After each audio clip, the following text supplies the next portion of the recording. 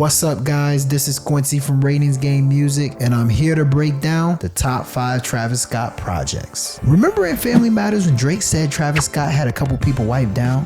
Well, there might be some truth to that. These past few years, Travis Scott has dropped some of the most iconic, innovative, and memorable hip-hop albums the world has ever seen. But what are his top 5 albums? We're going to give you some analysis on what we think they are, but first I have to remind you to check out ratingsgamemusic.com. It's the best music site on the globe with song reviews, album reviews, movie reviews, and original content that is just like this. So once again, check out ratingsgamemusic.com. Okay, let's dive into this top 5. Coming in at number 5 is Days Before Rodeo. There are people that legitimately believe Days Before Rodeo is better than Rodeo. I'm not one of those people, but I respect people that say that. What was meant to be a prelude ended up leaving a deeper mark. Days Before Rodeo is raw, unfiltered, and captures Travis Scott in his most rebellious, underground form. The project oozes with non-commercial energy,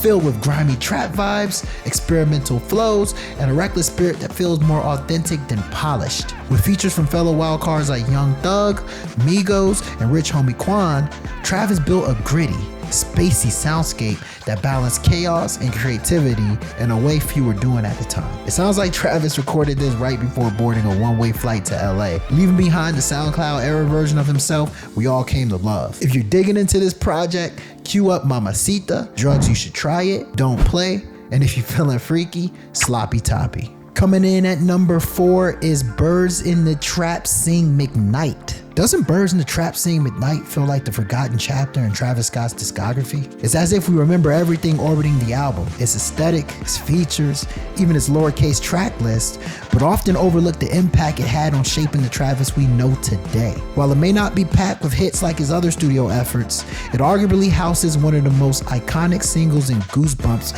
featuring Kendrick Lamar. The album also gave us a glimpse into Travis's growing commercial potential with songs like the infectious Pick Up the Phone, the tropical bounce of Guidance, and the atmospheric Wonderful. It even marked the first time many of us heard Nav on the icy standout Beebs in the Trap. More than anything, Birds showed Travis's talent for crafting layered, melodic soundscapes, ones that echoed trends in hip-hop but carried a unique edge, a signature spice that made him stand out from the rest.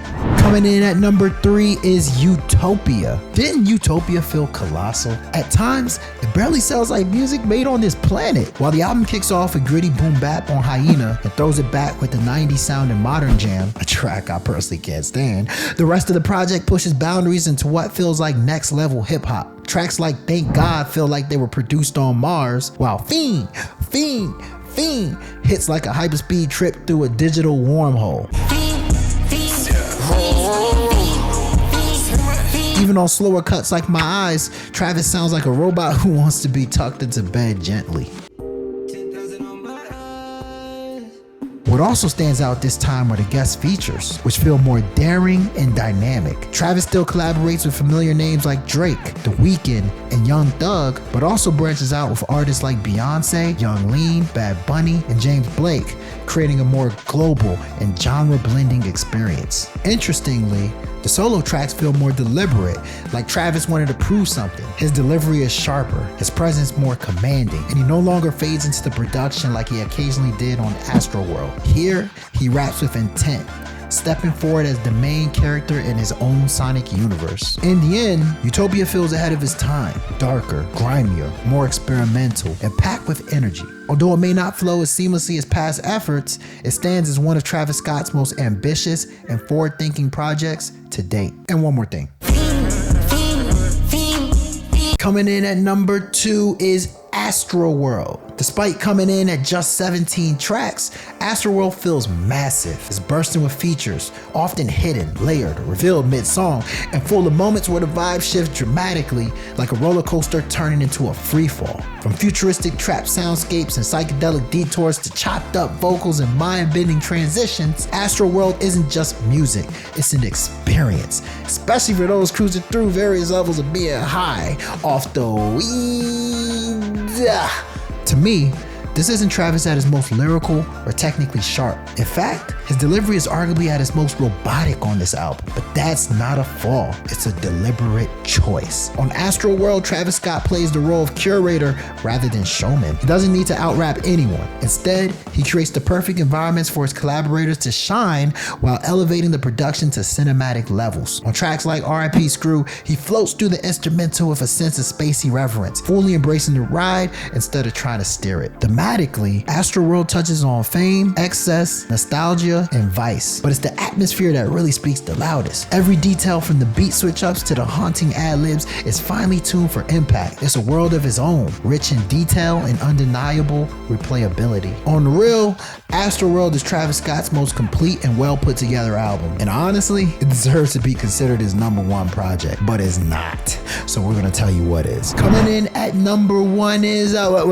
wait. Before I get you #1, let me remind you to go to ratingsgamemusic.com. That is ratingsgamemusic.com. Best music site on the globe. Okay, coming in at #1 is Rodeo. So what is my biggest takeaway from Rodeo? Captures a version of Travis Scott who is both coming into his own and unapologetically channeling his biggest influences. That is a winning formula, folks. On tracks like Oh My This Side, you can hear him tapping into a hypnotic trap energy that Migos perfected. 3500 carries the gritty DNA of Atlanta sound, clearly influenced by Future and 2 Chainz. With Piss on Your Grave, Piss on Your Grave, Travis embraces the unfiltered, boundary-pushing mentality he inherited from Kanye West. And Wasted thrives off the chaotic, club-ready vibe that Juicy J often brings to his collaborations. What makes Rodeo stand out, though, is how Travis takes all of these influences and injects them with bold experimentation